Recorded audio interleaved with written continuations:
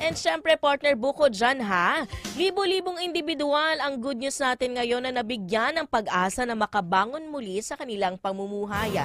Nako, dahil dyan sa job fair na naganap kahapon, may good news report hinggil dyan si Christopher Terambulo.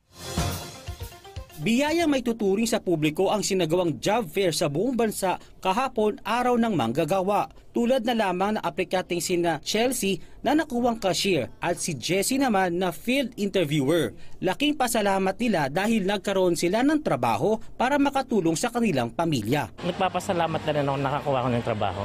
Actually, natuwa ako kasi sa pinagdaanan ko sa lahat ng job fair na inaplayan ko, ang sabi nila is tawag, email, pero wala kami natatanggap.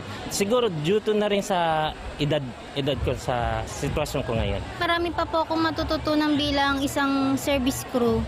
Iba-ibang knowledge po na manggagaling po sa kanila, na mai-apply ko rin po sa sarili ko.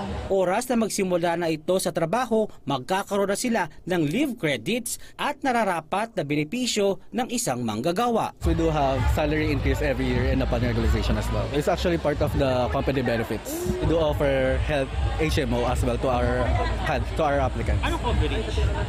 Coverage is actually free dental and free checkups. Sakali naman maregular ang mga ito sa trabaho, magkakaroon sila ng salary increase.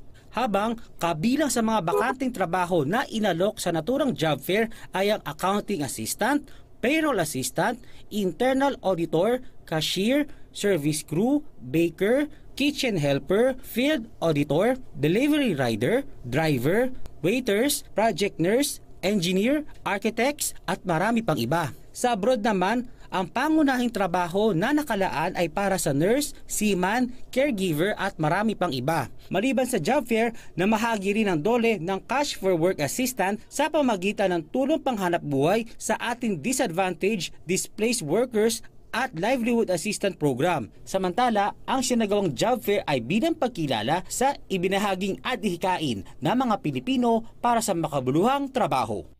Christopher Terambulo, Newsline. Amen at amen. Ano ko sana, partner ha, mas marami pang Pinoy ang mabiyayaan ng trabaho. Kahapon ay 200,000 na trabaho ang naging bakante doon sa mga job fair na ginawa, partner ha, ng DOLE at ng iba't ibang ahensya ng pamahalaan. Kaya po sa mga na-hire kahapon ha, congratulations po sa inyong lahat. Yo, mga hype on the spot, ika nga. Yes, partner.